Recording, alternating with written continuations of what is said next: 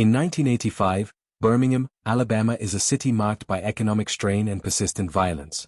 Two fast food restaurant managers are shot and killed in separate robberies. Police face pressure to find the person responsible. Within months, they arrest Anthony Ray Hinton, a 29-year-old black man with no prior history of violent crime. He insists he is innocent from the moment he is taken into custody. If stories like this matter to you, consider subscribing, because what happens next reveals how this system truly works. Prosecutors claim that bullets recovered from the crime scenes match a .38 caliber revolver found in Hinton's mother's home.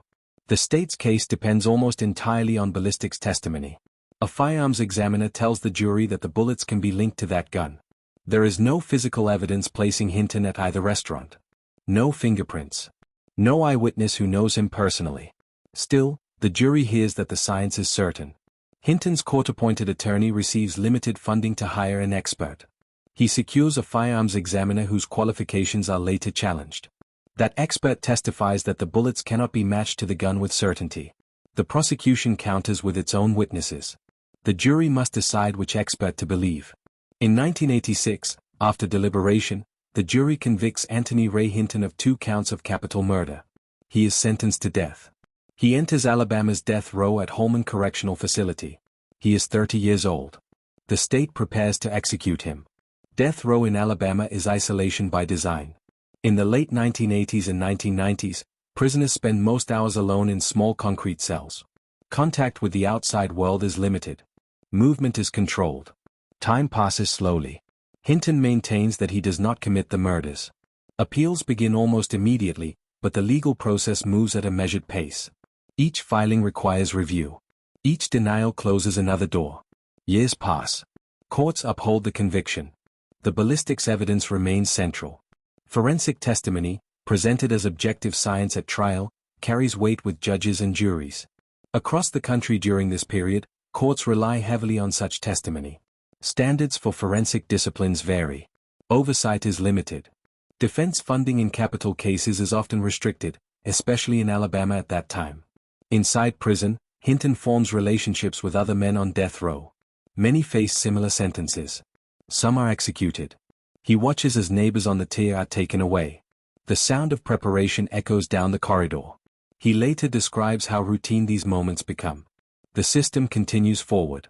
His appeals continue as well, moving through state courts and into federal review. By the early 2000s, questions about forensic science begin to surface nationally. Studies examine the reliability of certain techniques, including firearm comparison. Critics argue that methods lack standardized testing and clear error rates. In Hinton's case, his legal team seeks new ballistics analysis. Funding remains an obstacle. The process requires persistence. The Equal Justice Initiative, a non-profit legal organization based in Montgomery, Alabama, takes on Hinton's case. Attorneys review the trial record in detail. They focus on the expert testimony that links the bullets to the revolver. They argue that Hinton's original lawyer fails to secure a qualified expert due to inadequate funding and preparation. The claim centers on ineffective assistance of counsel, a constitutional issue under the Sixth Amendment. In 2014, the United States Supreme Court reviews the case in Hinton v. Alabama. The court does not decide whether Hinton is innocent. Instead, it examines whether his trial attorney performs deficiently by failing to request additional funds for a better expert. The justices rule unanimously that the lawyer's performance falls below constitutional standards. The decision sends the case back to Alabama courts for further proceedings. New ballistics testing is ordered. Independent experts examine the revolver and the bullets from the crime scenes. They conclude that the bullets cannot be matched to Hinton's gun. The central piece of evidence used at trial no longer supports the prosecution's theory.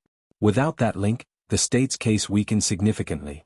In 2015, nearly 30 years after his arrest, prosecutors moved to dismiss the charges. A judge orders Anthony Ray Hinton released. He walks out of prison after spending almost 3 decades on death row for crimes he maintains he does not commit. He is 58 years old. His case draws national attention. It becomes part of a broader conversation about wrongful convictions, capital punishment, and the limits of forensic science. Legal scholars examine how courts evaluate expert testimony. Advocacy groups point to the role of underfunded defense systems in capital cases. In Alabama and beyond, officials review procedures related to forensic evidence and indigent defense funding.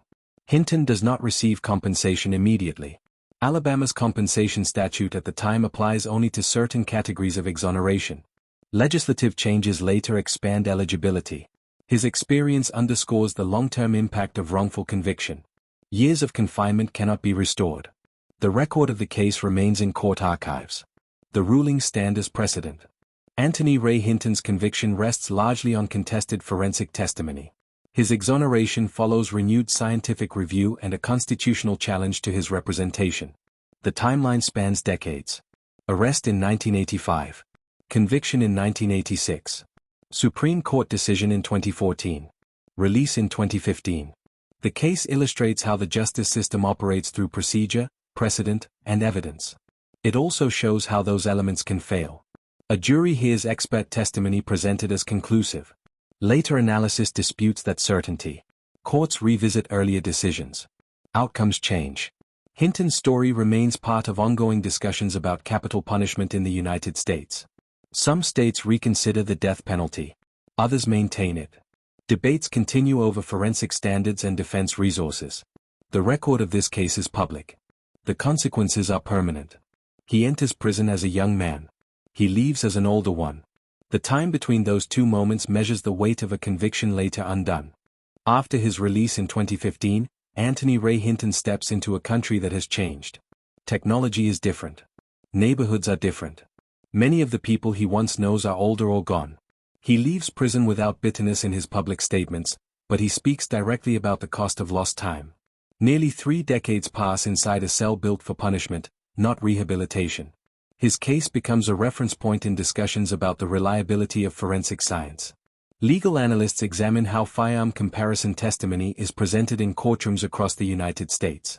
Reports from scientific bodies, including the National Academy of Sciences, question the certainty long claimed by some forensic disciplines. Courts begin to scrutinize expert qualifications more closely. Defense attorneys cite Hinton's case when arguing for independent testing and adequate funding. The ruling from the United States Supreme Court in 2014 emphasizes a narrow but critical principle. Indigent defendants are entitled to effective representation. When a lawyer fails to seek necessary resources based on a misunderstanding of available funding, the fairness of the trial is compromised. The decision does not rewrite forensic standards nationwide, but it reinforces constitutional safeguards in capital cases. Hinton later publishes a memoir and speaks publicly about wrongful convictions. He describes the routines of death row and the psychological strain of awaiting execution for a crime he maintains he does not commit. His account adds a personal record to the legal history already documented in court files. Public response to Hinton's exoneration is measured but significant. Civil rights organizations point to his case as evidence of structural weakness in capital prosecutions. Law schools use the Supreme Court ruling as instructional material. It demonstrates how procedural errors, even when technical, carry life or death consequences in death penalty trials. In Alabama, conversations continue about compensation for the wrongfully convicted. At the time of Hinton's release, state law limits financial recovery. Advocacy groups push for reform. Legislators debate the scope of eligibility and the financial burden on the state. The discussion reflects a broader national issue. More than 190 people across the United States are exonerated from death row since 1973. Each case raises similar questions about evidence, representation, and oversight. Forensic science itself undergoes closer review. Independent laboratories adopt clearer documentation standards. Courts increasingly require judges to assess whether expert testimony meets reliability thresholds before it reaches a jury. The language used in court shifts. Absolute certainty gives way to probability and limitation. Hinton continues to speak about resilience rather than anger. He describes the discipline required to survive long-term isolation. He explains how maintaining routine and mental focus becomes essential. His public appearances remain grounded in documented fact. He does not speculate about who commits the murders. He returns repeatedly to one point: the system convicts him based on evidence that does not withstand later scrutiny. His case remains part of the national record, cited in appellate briefs and academic journals. It stands as an example of how error can persist for decades before correction. Anthony Ray Hinton's case settles into the broader history of American criminal justice. It does not stand alone. It joins a documented list of wrongful convictions uncovered through DNA testing, witness recantations, and forensic re-examination. Each case follows its own path, but common patterns appear. Limited defense funding. Overstated expert testimony. Deference to procedure over reconsideration. In capital cases, the margin for error is narrow. Appeals move slowly. Standards of review are strict. Courts often require clear constitutional violations before overturning a conviction. In Hinton's situation, the decisive issue is not newly discovered DNA, but the performance of trial counsel and the reliability of the firearms analysis. The correction arrives only after the highest court in the country intervenes. His exoneration does not resolve the original murders. The crimes remain officially unsolved. Court records show that once the ballistics evidence is discredited, prosecutors determine there is no longer sufficient basis to proceed. The dismissal reflects evidentiary limits, not a rewritten narrative of what occurred in 1985. The legal system closes the case against Hinton, but it does not deliver a definitive account of the underlying events. The years he spends on death row remain documented in prison logs and court transcripts. Nearly 30 years in a confined space. Scheduled execution dates that never occur. Appeals filed and denied. The routine of confinement continues while legal arguments unfold outside prison walls. When release finally comes, it follows formal procedure: motion filed, charges dismissed, order signed. His story is frequently referenced in discussions about the death penalty. Supporters of abolition argue that the possibility of irreversible error undermines the system's legitimacy. Others contend that procedural safeguards, though imperfect, function over time. Hinton's case becomes part of that debate. It is cited in legislative hearings and academic analysis. The forensic questions raised in his trial contribute to ongoing reform efforts. Professional organizations work to standardize firearm examination methods. Some states create forensic science commissions to review practices and address complaints. Courts increasingly require documentation of methodology and error rates. The language of certainty becomes more restrained. Compensation statutes remain inconsistent across states. In Alabama, legislative adjustments expand eligibility after public pressure. Financial awards, when granted, cannot restore lost decades. They acknowledge harm within statutory limits. The legal remedy is monetary. The personal loss is not quantifiable. Anthony Ray Hinton lives outside prison walls after 2015, but his record remains intertwined with the system that confined him. Interviews and public speeches focus on endurance and accountability. He emphasizes the need for adequate defense resources and reliable evidence. He avoids speculation about motives or alternative suspects. The documented facts remain central to his account. His case illustrates how institutional error develops incrementally. An arrest made under pressure. An expert opinion presented with confidence. A defense constrained by funding.